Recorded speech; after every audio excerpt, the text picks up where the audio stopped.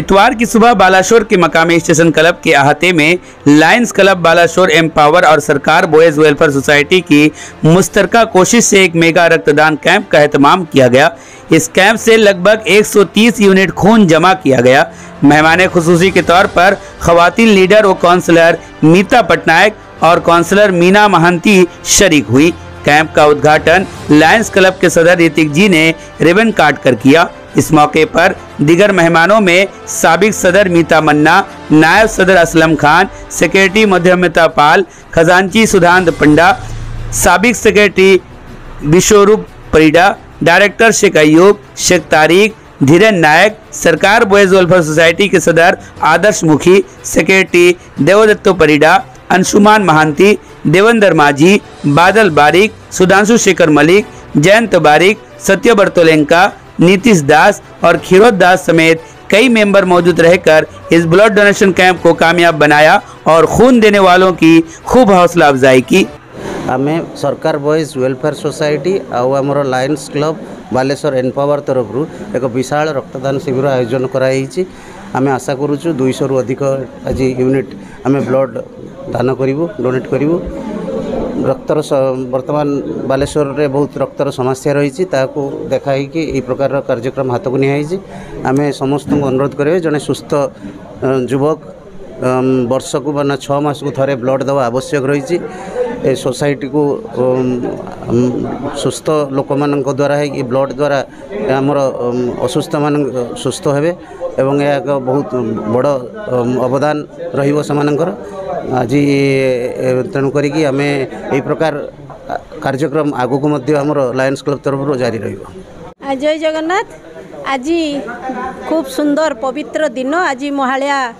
परिप्रेक्षी रे प्रथमे समस्त को हार्दिक अभिनंदन एवं शुभेच्छा जणाई। आज ये जो लायंस क्लब एवं ये जो सोसाइटी तरफ जो रक्तदान सरकार बॉयज वेलफेयर सोसाइटी तरफ जो रक्तदान शिविर आयोजन कराई तो सेतिपाई समस्त जो कार्यक्रम को जारी रखि कार्यकर्ता को मोर अनेक अनेक शुभेच्छा एवं अभिनंदन एवं एभलिया कार्यक्रम को आजिका भलिया दिन रे से माने जो हाथ को नहीं युवपीढ़ी किछि उत्साहित होचंती एवं महत् कार्य को माँ दुर्गा जे भलिया आजिका दिन रे से आविर्भाव होइतिले सेही भलिया भाबरे हम युवपीढ़ी रक्तदान करी एक महत् कार्य को हाथ मुठा को नौचंती एवं समाज रे मंगल दिगरे समाज को गोटे सुंदर दिग्दर्शन दौचंती। आपणकर Lions club of Baleshwar empower एवं आपणकर सरकार बॉयज तरफ मिलित अनुकूल्य आज गोटे मेगा ब्लड डोनेशन कैंप आम आरंभ करूँ चली कहवाक चाहूँ कि आप सबू गोटे गोटे अवेयरनेस गोटे कहूँ कि सबू मैंने संगठन हो सबू क्लब हो यही ब्लड डोनेशन कैंप को आगे की नहीं जावाई गोटे अनुरोध करुँगी कि आम जो अवेयर करवा तो फैमिली लोक से बंचे पारे। आज आम कैंप करने मुझे जहाँ धन्यवाद देवी आमर बालेश्वर ब्लड बैंक को कि सबू क्षेत्र में सब बड़े से आमको फोन करती कहती भाई एवं ब्लड बैंक में ब्लड किसी सर्टेज अच्छी लोक मैंने आसिक हैरान होती आपने गोटे कैंप करूँ जहाँ मुझे सब बड़े माने चेष्टा थाए कि केमती ब्लड बैंक में ब्लड रहा दरकार। आम भी देखुची बहुत ए पेसेंट तो जहाँ आगुरी थे थैलेसेमिया पेसेंट ए संख्या दिन दिन बढ़ी चली आम आगू से दृष्टि को आगे रखी आग को रखिकी आम जो कैंपटा करूँ प्रयास चली आगे चलू। Baleshwar Lions club empower admin कहूँ मीता मन्ना आज ब्लड डोनेशन ऑर्गेनाइज करूँ विथ द हेल्प ऑफ सरकार बॉयज वेलफेयर सोसाइटी जो अच्छा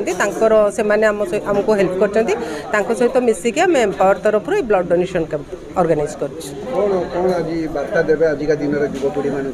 युवपीढ़ी मान यही वार्ता देवी कि समस्ते टिके ब्लड डोनेशन कले जो मैंने ब्लड डोनेशन माने रक्तदान गोटे महत्व दान माने बहुत बड़ जिनस जोटा कि जो सोसाइटी रे बहुत दरकार अच्छी नीड अच्छी तेणु समस्ते ब्लड डोनेशन करवा उचित एवं यही प्रकार कार्यक्रम रे समस्ते जोग दियंतु एवं ब्लड डोनेशन करंतु ताकि किछि लोकंकर बहुत उपकार हे पारे। Thank you. कि किसी लोक आम हेल्प करूँ कि आम जदि आम जो रक्त दौचु तो आम किसी लोक सहायता पाई पारे कि आम कहार भल हो तो आम से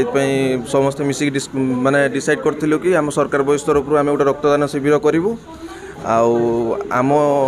यो शिविर जदि आम किसी लोक हेल्प पाँच तो सहीटा आम